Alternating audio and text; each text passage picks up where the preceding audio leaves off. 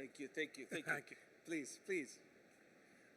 Arvind, my dear friend, this is, I bet, your 8th visit so far, or how many visits have you done so far? Over half a dozen in the last 2.5 years.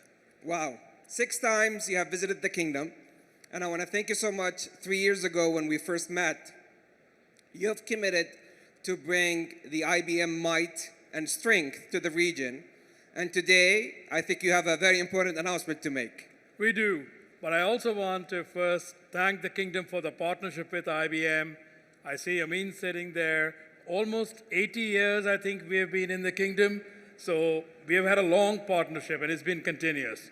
But to talk of the excitement today, we have decided to open a software development lab where we are going to be harnessing the talent of the local population.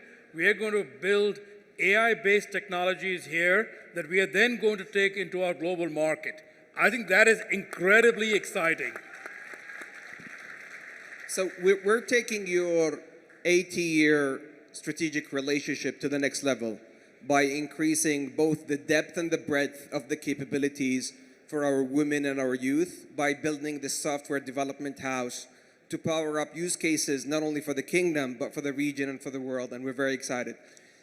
Arvind, you've always been very, very visionary in calling out market transitions.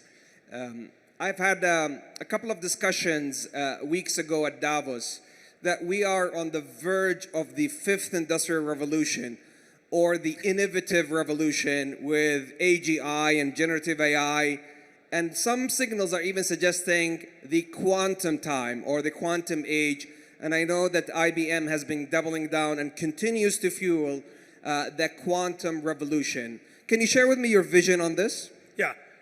So when we have looked at the history of the world, a lot of economic growth, a lot of prosperity gets driven by these revolutions. Your Excellency mentioned industrial, but that really goes back to the first one was the steam engine. Then there was all of the areas we know around steel, railways, etc. One that the kingdom has benefited from is oil and energy. And now if we look at it, the 5th one that is coming is going to be powered by AI.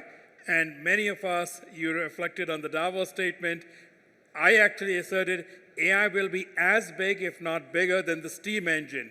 So if you think about that unified countries, because the steam engine allowed you to bring power where it was needed, not be where power is, which used to be riverbanks in those days. Quantum is kind of the next inflection point. And the reason I'm so excited, digital and AI solve many, many problems. We saw some examples up on the stage. Your Excellency talked about a few, brought up a couple. But quantum is going to bring problems that we don't know how to address today. How do we grow more food? How do we begin to be much more cyclical on carbon in the hydrocarbon cycle? How do we extract more oils with less pollution? How do we decrease risk in the financial systems? And you think about all the risks driven by geopolitics today, but if you look at the financial side, that's equally big. And so can we use quantum to address all those problems? And I think we are within now, many people say 10, I think we are 3-5 years away from quantum beginning to have those impacts on problems in the real world. So Arvind, this is very visionary, and as I reflect back on what you have said, it seems to me that generative AI is predominantly solving for that 10x factor when it comes to productivity. But if you're talking about complex world problems, you're gonna still need to solve them in zeros and zeros in the quantum era. What's the holdup? What's right now the latest in terms of qubits and fixing that error correction piece? Yeah. So quantum power is mentioned in qubits. Like, you know, we heard some of the examples. Those are measured in number of GPUs. So in floating point operations, quantum is qubits. So let's just keep it simple. So we are at 1,000 qubits today. People used to bet with me 5 years ago that we'll never cross 16 or 30. We are at 1,000. That's real. You can access that on the IBM cloud. You can go play with it remotely. Those are not simulations, real quantum computers. We need to get to about 20 times more. no longer 100 or 1,000,000. And so you mentioned error correction. People used to claim you need to expand the machines by 1,000 times to make them error-proof. So for 1,000 real qubits, you need 1,000,000 or 10,000,000. No longer the case. To get 1,000 real, you need maybe 20,000 qubits. So we're about 10 to 20 times away from where we need to be. We've been advancing at about 3 times every year. You can kind of do the math on that, and you know my confidence now on that 3 to 5 year time frame. And this is now, I would assert, an engineering problem, maybe a hard engineering problem, but no longer a science problem, meaning you don't have to prove can it be done.